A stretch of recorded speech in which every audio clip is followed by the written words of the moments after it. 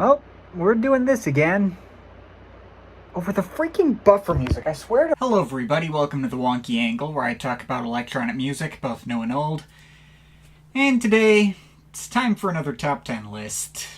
Alright, so we're finally getting to the end of this discography review on the Prodigy. I'll be honest, there was a part of me who was conflicted on how to properly cap this series off. Despite this being a fairly short series, I ended up feeling surprisingly a little tapped out on the band, and wondering whether doing both a top 10 and an album ranking would be overkill.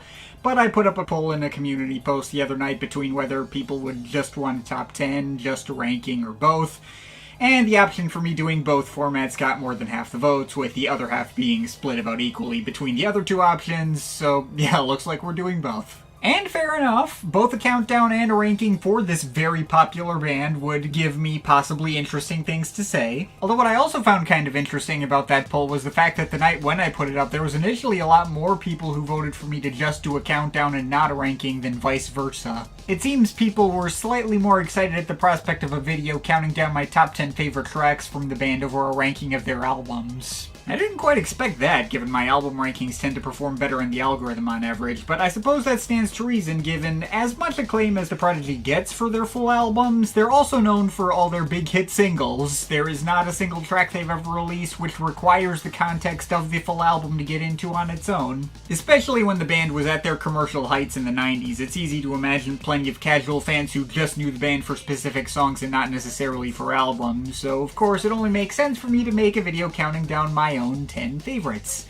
So let's finally get into that. Disclaimer as per usual that this is just my opinion and you can feel free to disagree with it. This is purely subjective, and it's possible your top 10 list might consist entirely out of tracks that I did not include in this video. Feel free to post your own lists in the comments if you feel so inclined. Also worth noting that the ranking I've decided on here only reflects my feelings as of recording and editing the video and might not reflect how I feel in the future. Don't hold me to the specific placement, since honestly a lot of them could switch their spots around depending on my mood. None of this is set in stone. But yeah, I think that'll be enough prelude, so let's get into it. This is the top 10 best Prodigy songs. Number 10. Their Law, from Music for the Jilted Generation. I think this one primarily gets up on the list more because of what it represents for the band than being one of their all-time heaviest bangers or something. Well, it is still one of their all-time heaviest bangers. The first moments in their catalog where they started to flirt with metal and punk influences in a really obvious way, and bringing in lots of chugging guitars and shouting vocals, care of pop will eat itself. But of course, the real reason that this gets on the list over any number of other big chunky bangers they've put out is because it's the only time they've ever tried to support an actual social cause or get political in any way. And if there's any time for a band like the Prodigy to get political, it was 1994 when the Criminal Justice Bill was being passed in the UK to specifically crack down on rave culture at the time. Even if the Prodigy themselves weren't so obviously personally affected by this law, it'd still be ridiculous and worth throwing up that righteous middle finger to those conservative pundits who couldn't deal with repetitive beats. It may not be the most clever or pointed of political statements. Bands like Oudiker and Orbital tackled musical statements on that particular bill a lot more directly, and never tried to walk it back years later like fucking cowards. But even if Liam Howlett made bullshit these days about how, oh, the band's music was never meant to be political from the jump, I'll still give them credit for this one solitary moment where even they couldn't stay silent about the state of the world. It still packs some serious punch and feels righteous to this day. Shut up and keep your W, Howlett. Number 9. Wild Frontier, from Today Is My Enemy.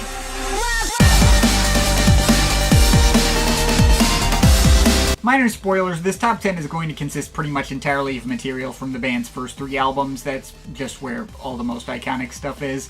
But I don't think it would be right to entirely write off everything they did after the 90s. So here's the one entered into the list proper that doesn't come from their classic era. I've always found The Day's My Enemy to be a really underrated album on a general level, even if it has some very obvious flaws, which I'll go back over in the ranking video, and I get why many don't like it much. I think the album just has loads of the band's catchiest ever hooks, And my favorite track on the album has to be this one. Right from the first time I heard this project when it came out, I found those bright chiptune melodies to like really stick out from the crowd. That on top of going just as punishingly hard and having as catchy a hook as all the other tracks on the album, just let it stick out in my mind all the more. Not much else to say, it's just a banger, and I love it. Number 8. Wind It Up from Experience.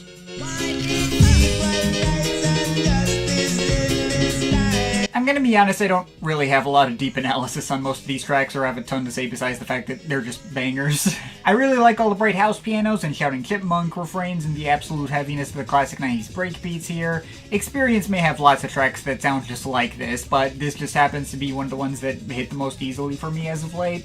Real shame that it's not included on streaming services for whatever reason. I'm guessing sample clearance related issues. And in fact, since I put up my review of Experience, even more tracks have been cut out of the album on streaming. I think Charlie and Hyperspace aren't there anymore either, so what the actual hell? I mean, it's a good thing I own the album physically and have all the MP3s and stuff, so I'm not losing easy access to it. So, you know, it's a good time for other people to possibly do the same, maybe. But yeah, anyway, Wind It Up is a great song. Next. Number 7. Voodoo People from Music for the Jilted Generation. Don't really have much to say about this one either, although as ridiculously many heavy breakbeat cuts as the band's put out over the years, this might very well be the heaviest. And that should really be saying something, especially given how heavy the whole album it hails from is. Those breakbeats just have so much force and weight to them and move at such high speed without cutting into the danceability, and those squawking synth blips acting as the hook, and the occasional flute riffs are all iconic too. It's an obvious gold standard for breakbeat cuts in general, you all know it. I assume it's showing up on a lot of other people's lists too. I don't have anything to say about it that you can't already glean from it with one surface level listen. Although it's not my favorite track from this album. That honor goes to... Number 6. 3 Kilos from Music for the Jilted Generation. In direct contrast to Voodoo People, which is kind of just on its face a classic gold standard of its genre and typifies the kind of sound you already expect from the Prodigy on a baseline level, this track always stuck out to me because of how completely different it is from any other track they've made. Slowing things down a bit for this kind of grooving, down-tempo, instrumental hip-hop sort of track.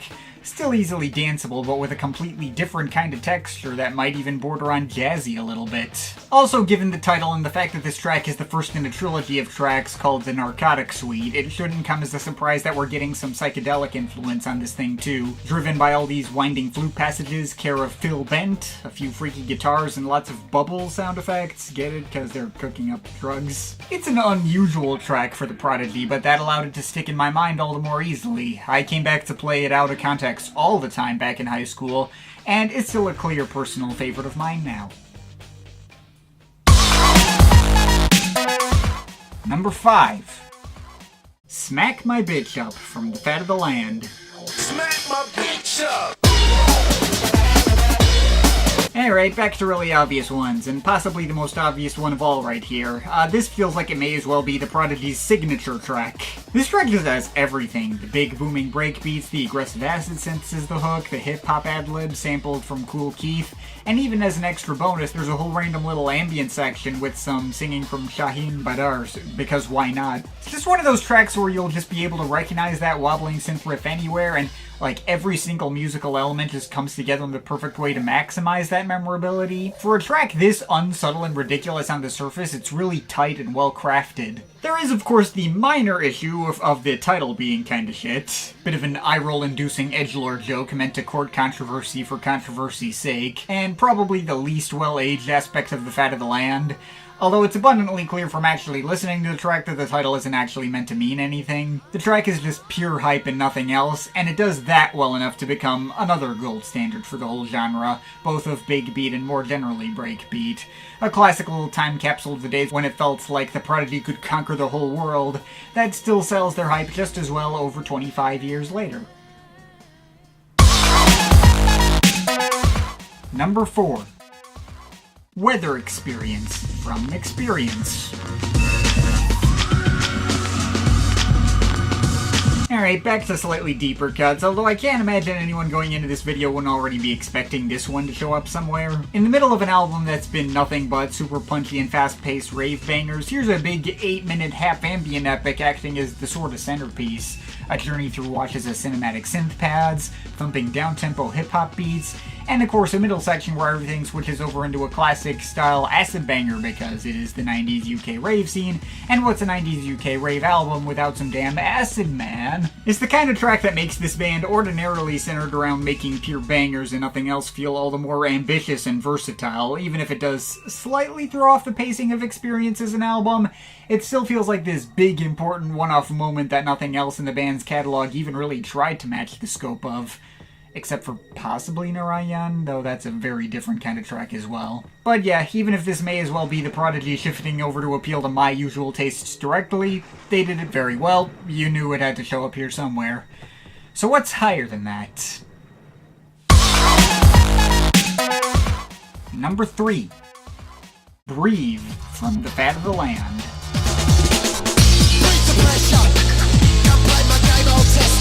It's no secret that The Prodigy tends to be a Liam Howlett solo affair more often than not, see pretty much all the other tracks I've included in this countdown, but there's something special about the moments when you're reminded that The Prodigy are in fact a band, when Keith Flint and or Maxim show up to the mic to really take something into high gear. I will warn people that what is arguably the signature track for Keith Flint, Firestarter, will actually not be appearing in this video.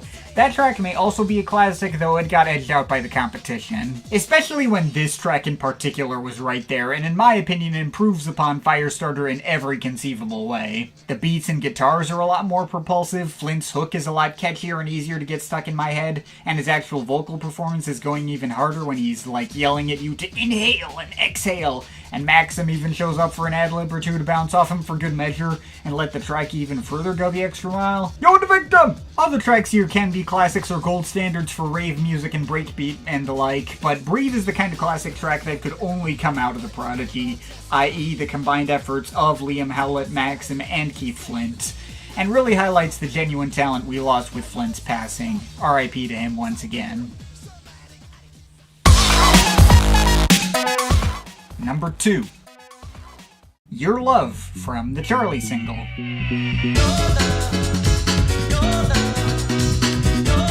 And now it's time to give credit to the track that first made me a fan of The Prodigy in the first place. I'm specifically highlighting the original single version of this track, not the Your Love remix included on Experience. That version is excellent too, but it was this original version which I first randomly came across in an iTunes Essentials playlist and immediately fell in love with for life. And honestly, I still prefer this version above any other, just hits those old nostalgia buttons a little bit better. As much as The Prodigy may be well known for all their hyper-aggressive bangers, and as much as a track like this is much more typical of the sound of a specific era than what this band in particular is really known for, a track like Your Love is the perfect demonstration of why all these 90s cliches have stuck around as long as they have. You got the 90s house pianos, the thumping break beats, the jumpy rave stabs and smooth R&B vocal samples, the squelchy acid with some mildly psychedelic guitars and those hyped up whooping vocals and chiptune blips. All of it is just so damn blissful and mood brightening, and there's so many different cool new passages and ideas and progressions floating over the course of those 6 minutes. There's some definite personal bias here. I wouldn't be surprised if this is the kind of thing that ends up not ranking nearly as high with other people, but damn, this is near 90s rave perfection as far as I'm concerned. As is my number 1 pick, which will most likely be exactly what you think it is, but we're not quite ready for that yet. Before we get into my number 1, here's a bunch of honorable mentions. Invaders Must Die from Invaders Must Die. Ibiza from The Day Is My Enemy.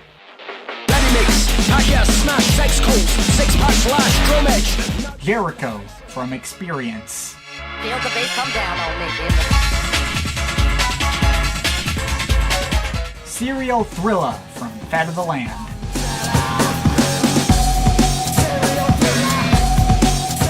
Warriors Dance from Invaders Must Die.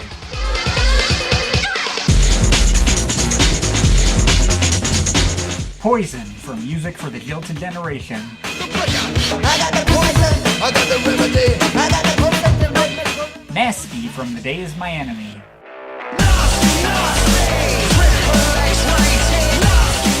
Fire from Experience.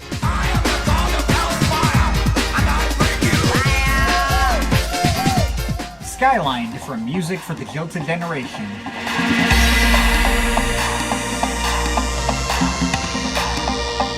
The Day Is My Enemy from The Day Is My Enemy.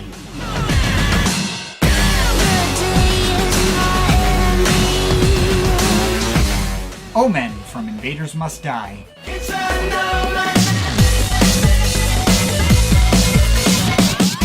Narayan from The Fat of the Land.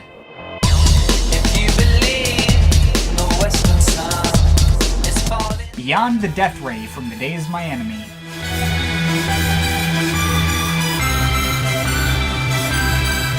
Speedway theme from Fastlane from Music for the Jilted Generation.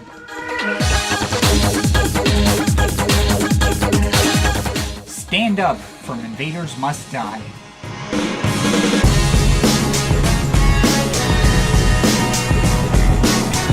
And yeah, I think that'll be enough for the honorable mentions. So that finally leaves Outer Space. I'm gonna send into outer space. Find another race. I mean, what else was it gonna be? There's a good reason this track has been so well cemented as an enduring classic, and I'm not about to disagree with the reputation it's already had. This is the kind of track that feels like it could be a joke track or a shitpost on the surface, with how damn unhinged this mix of musical elements is. All the goofy reggae samples, shouting chipmunk vocals threatening to take your brain to another dimension, and cartoon boinging sound effects. In the hands of less talented artists, this could easily fall into annoying novelty territory, not unlike how their big breakout track Charlie is sometimes perceived. Though even if opinions and tastes may vary on what era of the Prodigy is the best, you're not gonna see many people say a bad word about Out of Space, a track that goes so hard it completely transcends all the goofy novelty elements on the surface and just became a regular old gold standard for all of dance music in general. The rave stabs building up perfectly to the breakbeats as that ultimate satisfying drop, the big synth strings and blinking bells even further heightening the excitement level and making the track feel even more spacey, all the random samples acting as the perfect catchy hooks and hitting the right balance of getting really easily lodged in your head without being annoying. This track is just so inhumanly fun to listen to, it may as well be from Out of This World. And as such, there really was no other choice but to mark it as my #1 favorite track the Prodigy have ever made. And yeah, there you go. That's the list. But of course, this is just my opinion. You can feel free to disagree with it, but I'd like to hear your thoughts, so leave the comments in the comment thing down there.